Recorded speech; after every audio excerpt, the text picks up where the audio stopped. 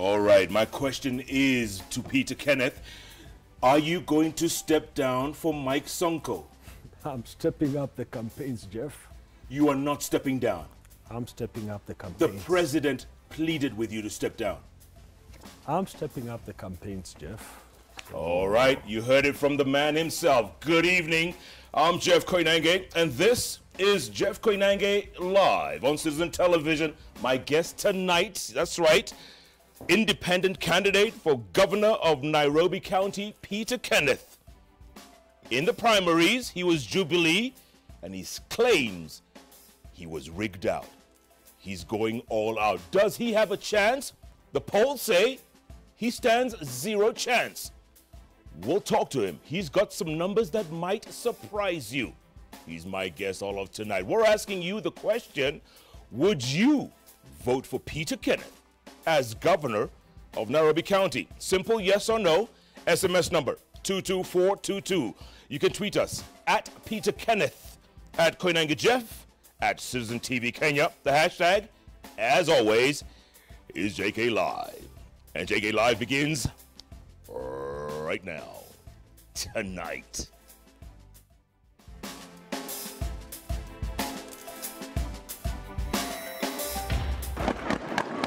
Three in hospital after rival factions fight for Kenyatta's attention in Marsabit. Ningekuwa na kura yangu hapa, nimempigia Madago. Uasin Gishu governorship contest heats up as NASA endorses Mandago against Buzeki in Eldoret. It's murder charge for principal and 4 others after Mombasa pupil fatally fell through school bus floor. And Nakuru court locks up police boss for turning up to testify while drunk.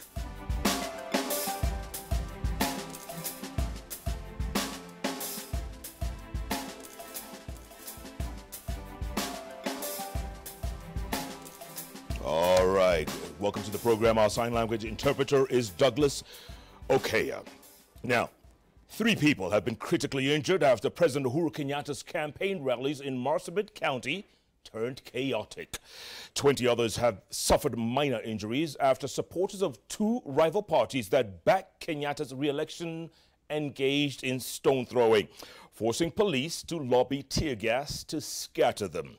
Kenyatta, who also campaigned in Samburu County, called for political tolerance among his supporters. Our very own Jackie Maribe witnessed the chaos and now reports.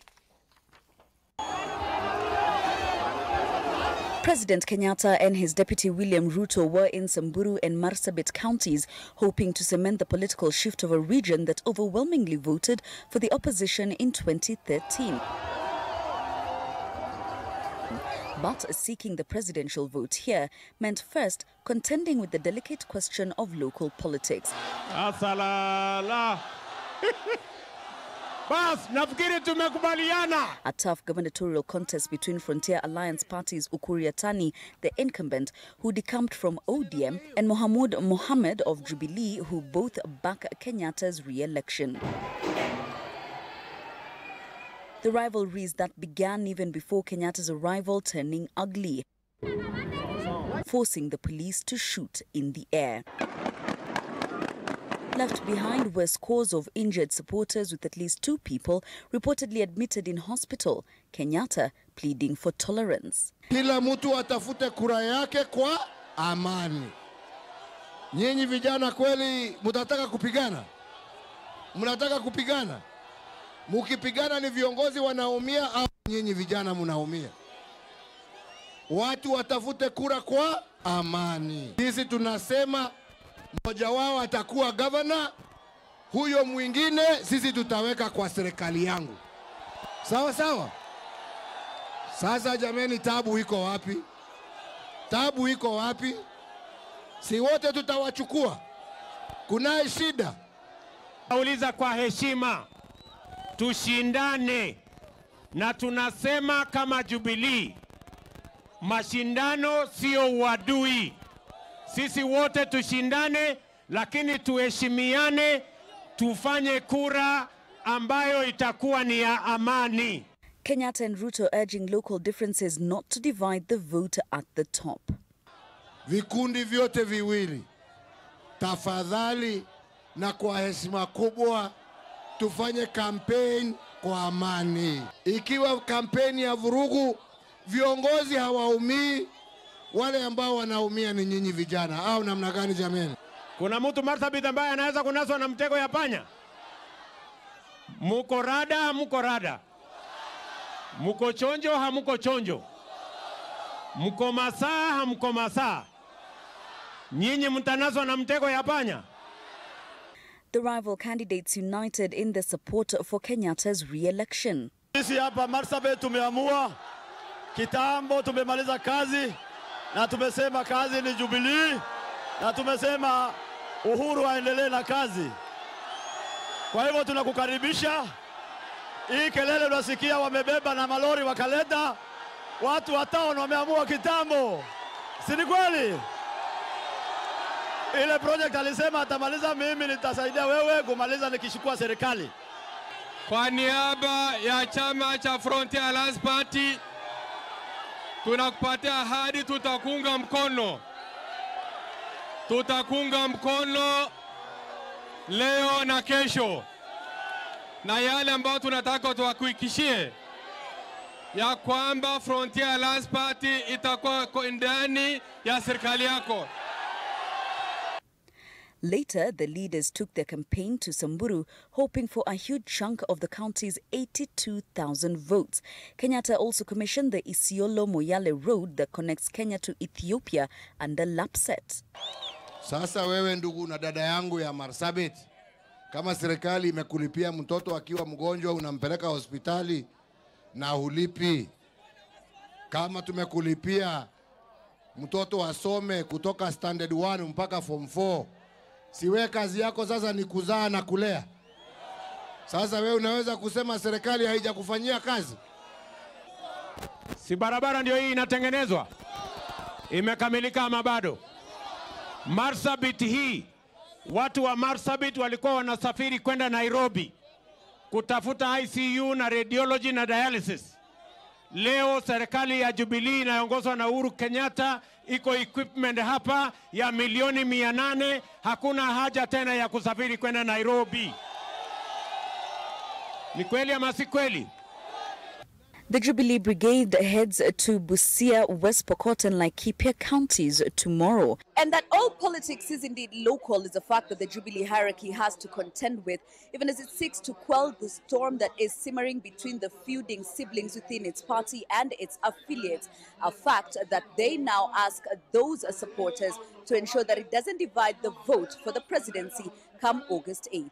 Jackie Maribe, Citizen TV in Samburu County. All right, thank you, Jackie. Not to be outdone, NASA took its campaigns to Uasin Gishu, where the leaders promised to build modern talent academies and to improve the welfare of Kenya's sportsmen and women. The leaders have also endorsed the re-election of Jubilee's Uasin Gishu Governor Jackson Mandago. Stephen Leto has the details.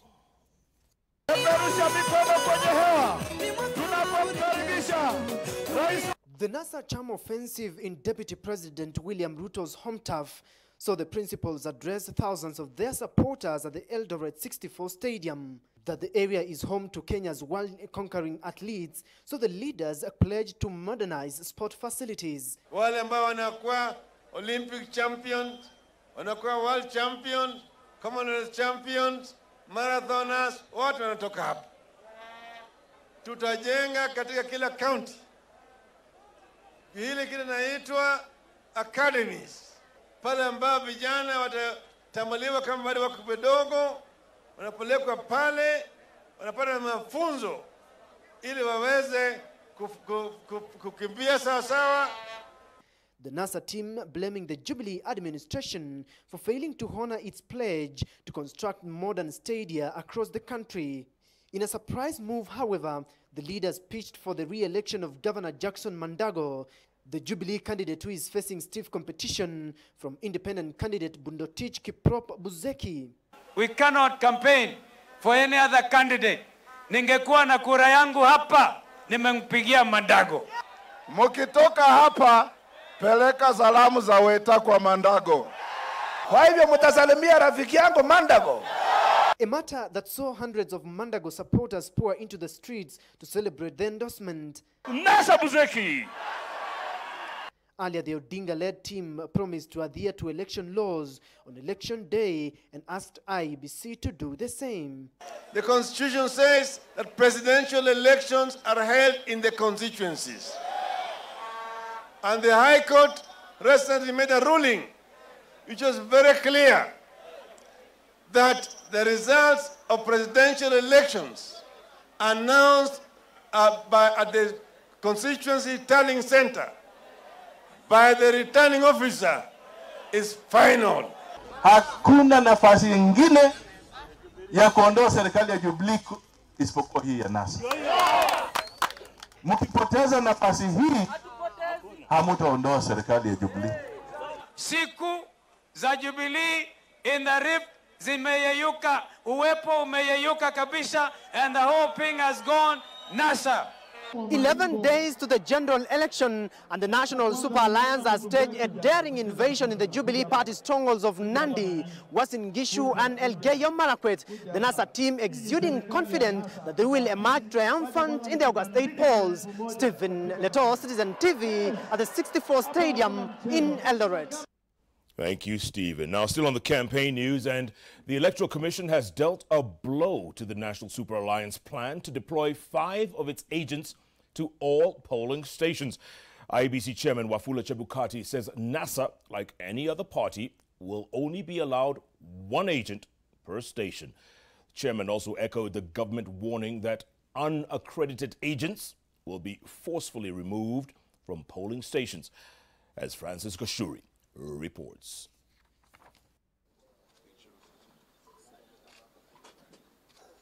The Electoral Commission met independent presidential candidate Dr. Kavinga Kaluyu and representatives of the other 7 State House contenders to brief them on accreditation of agents in next month's general election. IEBC quashing NASA's hopes of stationing at least 5 agents in each of the 7 polling stations to guard the presidential votes under the Adopt a Polling Station program. We all agreed that the law is very clear. There will be 1 agent per political party or candidate at the polling station. According to Section 30, subsection 1 of the Election General Regulations, each political party shall appoint 1 agent to represent all its candidates. Alternatively, each candidate may appoint an agent, including the independent candidates. IEBC setting the record straight on NASA's demand for multiple agents. NASA is a coalition, but the presidential candidate is standing as an ODM candidate. NASA is not a political party, but it is a coalition. So ODM will have an agent for that particular candidate. And I'm also aware that within that coalition, there are many candidates fighting for the same seats within the same coalition in particular places. So that's why we are saying you are entitled to 1 agent as a political party or as a candidate. Yeah, so that we don't have any misunderstanding. The opposition has, however, insisted that its supporters will stay put to guard against rigging. Sasa wanafunga vituo, vijana msiende nyumbani. Nabaki hapa hapo nje kulinda kura. Sawa? Kule ndani agent wetu wako na wao. Sasa wanahesabu, tunahesabu. Wanajumlisha, tunajumlisha. Wanarusha, tunarusha. Wanatangaza, natangaza. Sawa sawa? On the issue of adopt polling station, I don't know the legal framework of that, but whatever happens outside the 400 meters, that's outside our jurisdiction. Under Section 63 of the Election Regulations, presiding officers will have powers to order the expulsion of unwanted persons at polling stations. The presiding officer may order the dispersal of any gathering of persons which appears to the presiding officer to be preventing free entry to or exit from the polling station, or to be intimidating or interfering with voters. And any such order will be sufficient authority for a police officer or any person authorized by the order to effect the dispersal. The Commission's jurisdiction is within 400 meters of polling stations and police will have powers to disperse political party supporters if need be. I believe Kenyans will follow the law. They'll not cause any fracas out there, because I believe that's the area where the other agencies come in. The security agencies drawing the line. The world is not ending on 8th of August. We're just voting. You wake up in the morning, go vote, go home. It's as simple as that. We are going to adopt the polling stations upende usipende.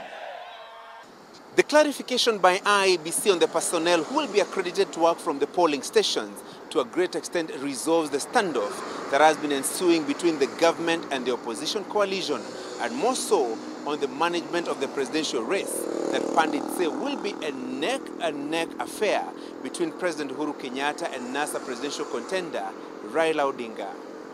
Francis Gashuri, Citizen TV, Nairobi. All right, thank you, Francis. Now, in other news, the head teacher of a Mombasa school where a student was crushed to death by the school bus was today arraigned alongside 4 other employees. The High Court will tomorrow rule whether the 5 will be charged with murder after they protested that the charge is too harsh. Wilkis Nyabwa reports.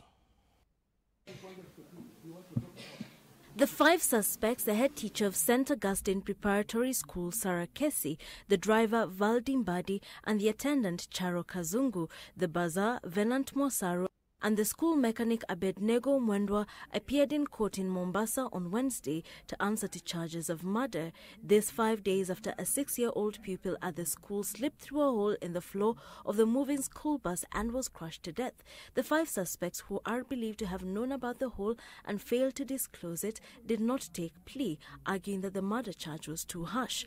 The prosecution asserted that the suspects had a case to answer in the death of 6-year-old Jeremy Masila, saying they had failed to fulfill their responsibility to protect the deceased. Their lawyers, however, argued that the suspects had already been judged by the media and members of the public on the matter. The lawyers therefore asked the court to set up an inquiry into the circumstances leading to the death of the nursery school child before preferring charges against them. On Thursday, the court is expected to rule on whether the suspects should face murder charges. Wilkis Anyabwa, JKL. All right, thank you, Wilkis. Now, here's a good news story. An Indian company that's been treating cancer patients from Kenya is setting up several treatment centers in the country. The initiative that was unveiled today is expected to significantly bring down the cost of treatment, as Mercy Kandie reports.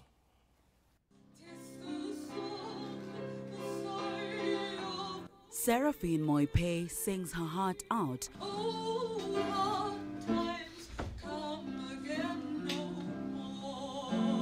Her song in part says, "Hard times come again no more."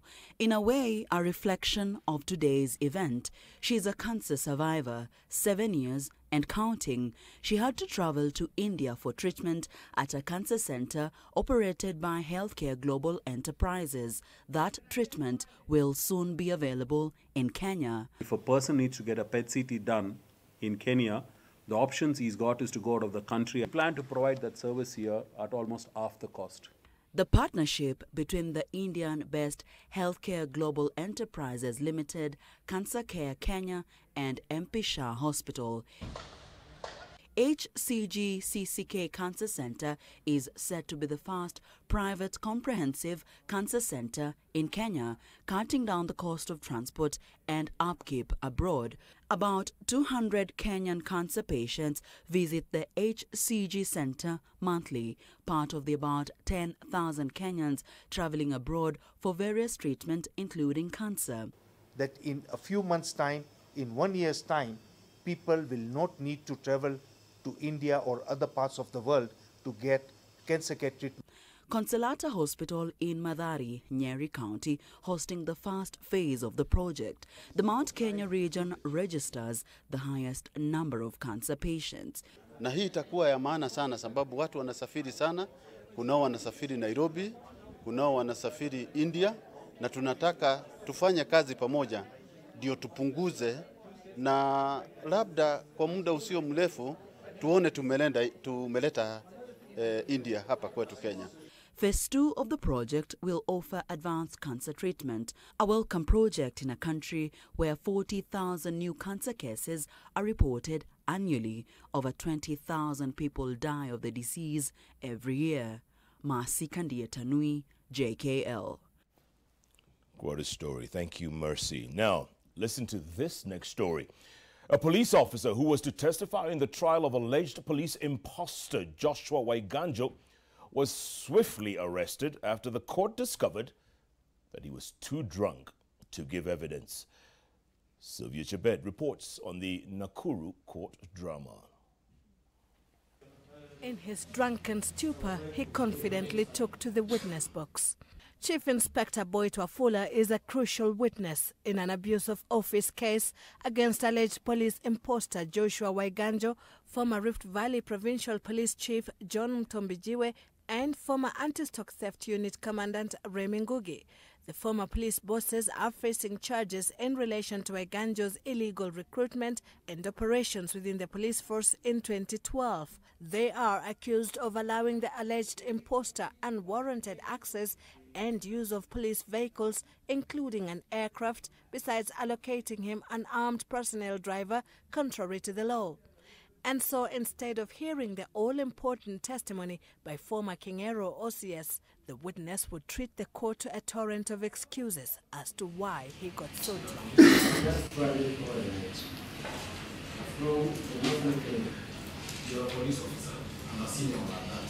Tables turned on him. He was ruled too drunk and an arrest order issued. He was promptly charged of drunkenness and disorderly behavior, a situation that put the prosecution team in an awkward situation. Their only witness in court was too intoxicated to give testimony. We've never found ourselves in such a scenario. Former Police Commissioner Matthew Itere had also been scheduled to testify, but he failed to appear in court. He had been summoned to shed light on the appointment of Joshua Waiganjo, whom, according to previous testimonies, wielded immense power and enjoyed protection from the police boss. The magistrate granted the prosecution's plea for adjournment, and the matter is now scheduled to be heard on the 2nd of August. The drunk policeman was released on a 50,000 shilling personal bond. Sylvia Chebet, Citizen TV. All right, Sylvia, thank you very much. That brings us to the end of the news for now. We're going to come back, take a commercial break, come back, get you some business news, bit of sports, and then we sit down with my guest tonight, Peter Kenneth, who's running as an independent for governor of Nairobi County. We've been asking you the question, would you vote for this man, Peter Kenneth, as governor of Nairobi County? So far, the numbers are 42% of you say yes, 58% of you say no. 42% yes, 58% no. That's a good number. It's early days. Because 58% is shared by all the other candidates. That's a good number. So you're leading. So you're leading. I should be leading. Okay. Keep tweeting and texting. SMS number 22422. You can tweet us at Peter Kenneth, at Koinange Jeff, at Citizen TV Kenya. The hashtag, as always, is JKLive. So you are going full force. Yes. You're not stopping. We do 2 wards a day. Today we were in Matopeni in Embakasi, and then we were in Gando in Dagoretti South, and that's what we'll do tomorrow, the day after. How many wards in Nairobi? 85. How many constituencies? 17. I've done 72 wards, so I have 13 to go. Looking forward. It's very nice to find out the real issues. Excellent. Peter Kenneth, in a short while. Jeff Koinange Live takes a break. We'll be back in a moment.